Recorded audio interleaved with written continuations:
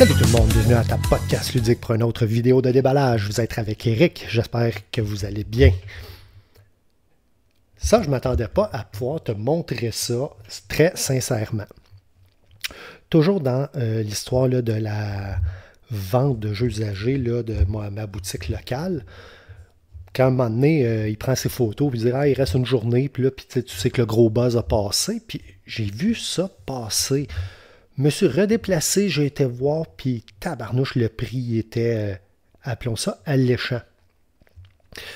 C'est supposé d'être un genre de wargame à la Twilight Struggle, mais comme souvent dans les designs de David Thompson, un peu plus léger.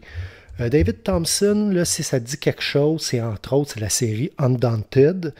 Et ça va être, comment qu'on l'appelait cette série-là? C'est Pavlov House, Castle Eater, Postman et Soldier Uniform, puis Lazare, je ne sais plus trop quoi, là, il y en avait un quatrième aussi. Je me souviens plus, je vais sûrement te l'écrire, là, mais il y avait un nom qu'on donnait à cette série-là. Quelque chose qui est très drôle, c'est que avec Churchill, j'ai la fin de la Deuxième Guerre mondiale. Je crois que c'est la dernière année ou à peu près. Et c'est les jeux d'influence sur ce qui se passera après la Deuxième Guerre. Ensuite, puis là, je t'amène ça ici. J'ai deux jeux qui vont parler de la guerre froide. Donc, c'est l'après-guerre. Donc, en ordre, là, tu as Churchill. Ensuite, tu as ces deux-là qui se passent pendant la même période, donc Twilight Struggle qui se trouve à être le classique, et 2 Minutes to Midnight qui est le Passion Project, qui est un peu plus funky, là, que j'ai commencé à apprendre, mais avec tout ce que je déballe puis tout ce que j'achète, sans cachette, j'ai moyen le temps de les apprendre. Et j'ai celui-là, puis si tu regardes ça, c'est un jeu qui se passe après la Deuxième Guerre mondiale, après la guerre froide. Donc ici, là, il y a comme des... j'ai 4 jeux qui couvrent quand même une grande période de l'histoire. Ça se trouve à être un card-driven game. Je pense que là, j'aurais pas le choix. Il n'y a pas de mode solo, mais je pense que j'aurais pas le choix là, de commencer à appliquer la méthode à Martin et de devoir piger des cartes puis jouer la meilleure main de chaque côté. J'ai regardé, il n'y a pas de mode solo qui se fait pour cette production-là.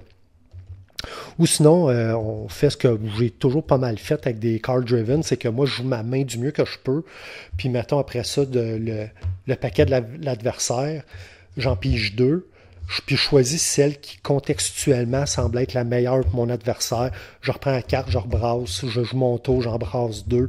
Fait que des fois, la carte va revenir, des fois, elle ne reviendra pas. Je ne sais pas si c'est la meilleure façon de procéder. Moi, c'est la meilleure méthode que j'ai trouvée pour ne pas m'enfarger là, dans un long workflow là, sur comment gérer le jeu quand tu veux juste jouer.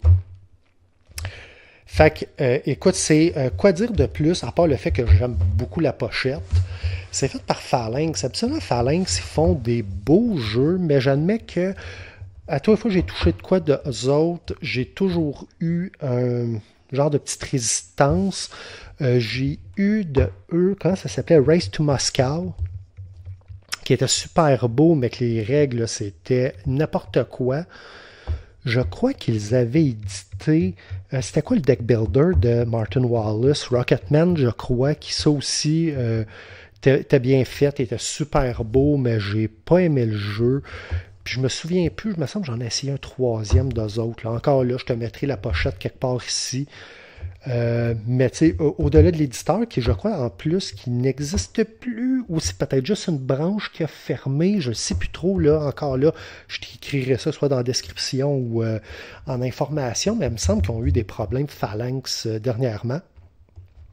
Nonobstant tout ça, j'étais quand même intéressé à l'essayer parce que je trouvais la map vraiment écœurante. Tu sais, au point que sur photo, je trouvais que la map pouvait quasiment faire un cadre. Donc, trêve de parole, on commence ça, le déballage maintenant.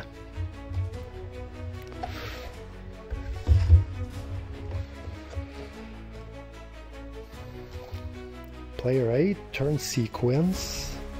S'il vous plaît, on espère qu'il y en ait 2 de ça, si c'est un jeu à 2. Je vois qu'il y a bien de la paperasse. On va regarder ici qu'est-ce qu'il y a. Ah, attends. Je te disais, j'avais essayé Race to Moscow ici. Rocketman, j'avais raison. J'essaie de voir s'il n'y en a pas un autre là-dedans que j'ai essayé. Oh, yes! Deuxième aide de jeu. Excellent, on aime ça.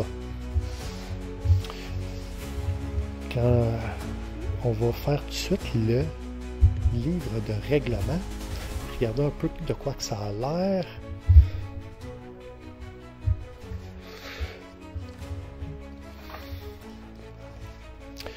Component. Depuis que j'ai déballé, comment ça s'appelait donc le gros jeu de Luke Laurie, là, la suite de Dwelling, Andromeda's Edge, puis que j'ai vu le bordel sur comment qu'ils ont manqué la description des components à mon goût. J'apprécie maintenant quand c'est bien fait. Setup, encore là, qui semble bien numéroté. Jouer le jeu. En tout cas, on va espérer, ça a l'air bien fait, ça a l'air bien divisé. La police de caractère, elle est grosse. Beaucoup d'exemples ici, là, on le voit avec ces trucs-là. On voit ici là, bouger une armée, puis c'est tout l'exemple. Donc, à l'œil, ça a l'air d'un livre qui est bien fait.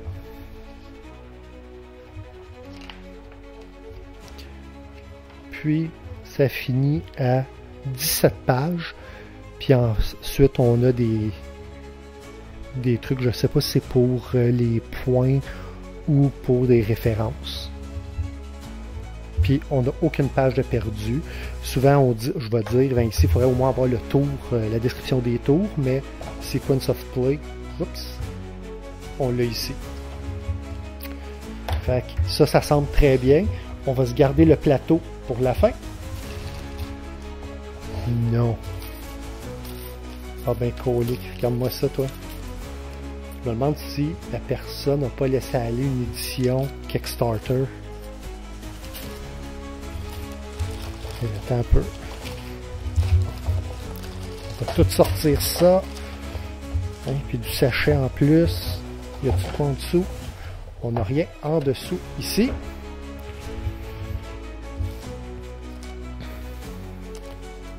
De quoi a l'air? Ah mon Dieu, puis j'ai vu d'autres choses. Attends un peu. Le carton a l'air bien. Tu sais, quand je te décris le carton, là, des fois tu peux te dire, ben Eric, là, franchement, là, c'est du carton. Il a l'air dense, mais celui-là donne l'impression qu'il y aurait une tendance à vouloir peler plus, mettons, qu'un GMT. Fait que ça a l'air d'être probablement les forces marines. Et puis, je sais pas si ça te passe, ça. Moi, j'ai l'âge où j'ai connu ça à TV, là, quand le poste fermait, là, d'avoir ce logo-là à télé. Je viens de traduire mon âge là, sur la chaîne.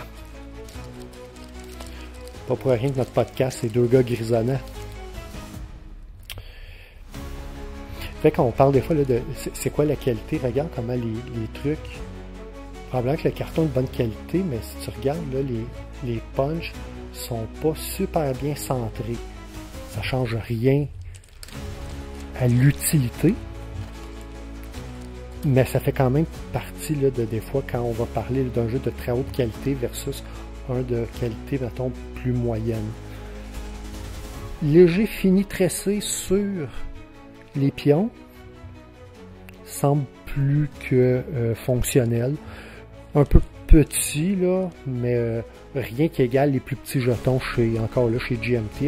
Je vais faire beaucoup de comparatifs. Hein, c'est pas mal la compagnie duquel j'ai le plus de Wargame. J'ai des cartes ici, il y a des dés. Je vois qu'il y a 2 kits de dés en plastique puis en bois. Fait que j'ai comme l'impression qu'il y en a un qui devait être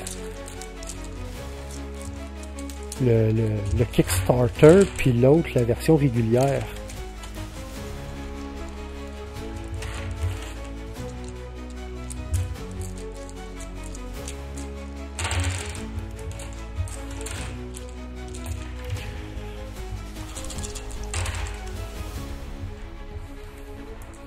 Les deux ont Les dés de bois sont beaucoup plus légers que ceux de plastique. Par contre, si c'est pour, encore là, si ça va être des dés à brasser, je vais probablement vouloir utiliser ceux-là. Si ça va être des dés juste pour mettre là puis représenter à la place d'un jeton une force ou quelque chose, je vais probablement utiliser les dés en plastique parce que justement, ils vont moins rouler.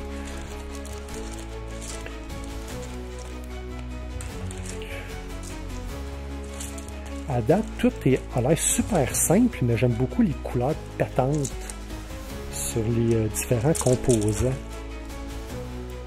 Puis je trouve que c'est très représentatif de la boîte. Tu sais, c'est quand tu regardes les deux couleurs, le bleu pétant et le rouge pétant. Des sachets inutilisés, en veux-tu en là. Je regarderai pas l'argent. Je regarderai pas l'argent en carton quand j'ai les pièces métalliques à côté.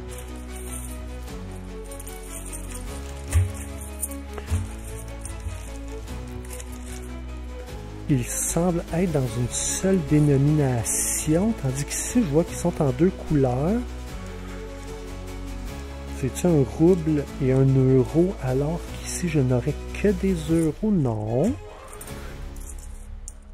Ou sinon, ils sont réversibles. Ah, c'est ça, ok, c'est des pièces réversibles. Donc, comme ça. Et de l'autre côté, comme ça.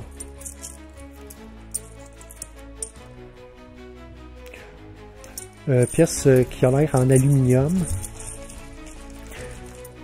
Léger, creux. Fait qu'on va voir comment est-ce que je vais préférer utiliser ça. J'ai déjà eu une fois des pièces en métal, puis finalement, j'ai préféré les pièces en carton. Est-ce que ça serait pour remplacer ça ici, peut-être? Il a l'air d'en avoir à peu près autant, là, à l'œil.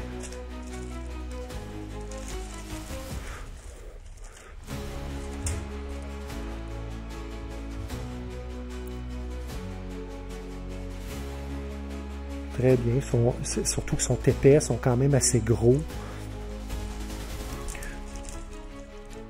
Rien à capoter, mais c'est bien fait, c'est de bon goût. Puis ici, je regarde. Wooden. Ouais, c'est ça. Wooden Dice and Meeple Set. Donc, les dés de bois et les pièces de bois étaient probablement des perks pour un sociofinancement. Et puis, tout sleevé. Ça n'a pas l'air d'être du premium, mais ça a l'air d'être du style Sleeve King. Là. Donc, tu sais, c'est pas tout à fait premium, mais c'est pas là, les Mayday là, super minces là, comme j'utilise.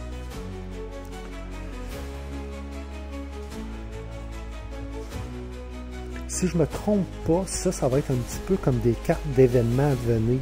Donc, le jeu t'avise un petit peu là, des orientations sociales, politiques qui s'enlignent. Et tu dois jouer ton jeu là, pour scorer en fonction de ce qui s'en vient. Donc, je vois là qu'il y a un titre, tu as une date, tu as une région dans le monde.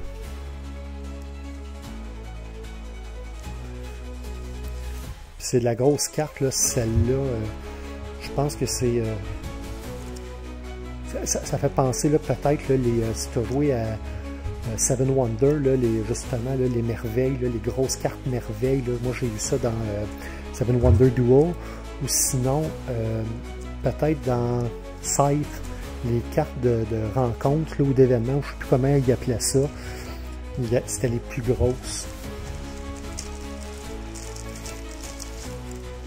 C'est vrai, on n'a même pas regardé quand même la qualité de la carte sous la sleeve. Rigide, mais tu sais, quand tu touches à une carte puis tu fais, elle est très en carton. Tu sens pas qu'il y a un milieu en plastique ou quoi que ce soit. Elle n'est pas tressée, mais elle est très colorée.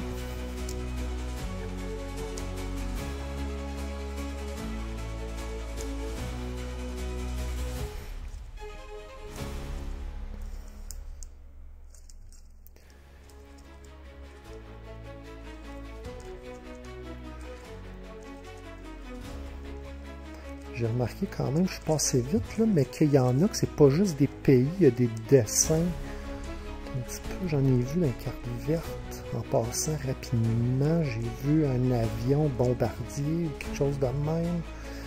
Char d'assaut. L'orientation graphique est super simple, mais moi, elle me plaît beaucoup.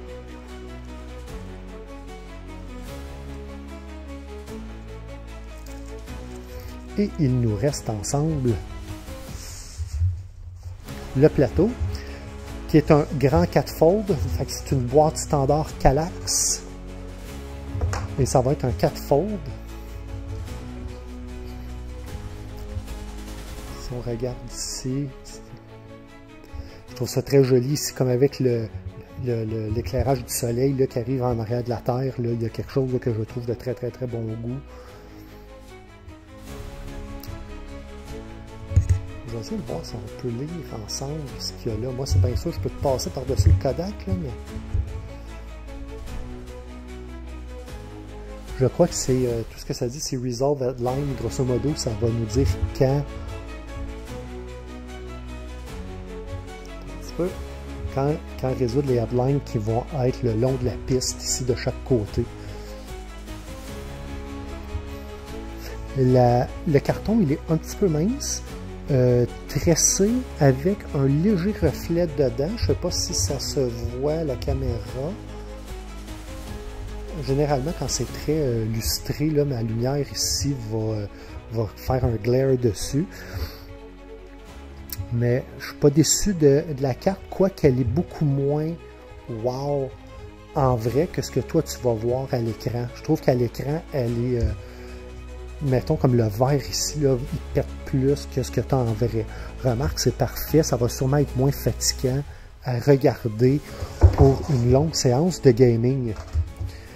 Et puis, c'est ça qui va conclure notre déballage de Europe Divide. Fait que merci beaucoup de t'être joint à moi et on se voit très bientôt à table. Salut là!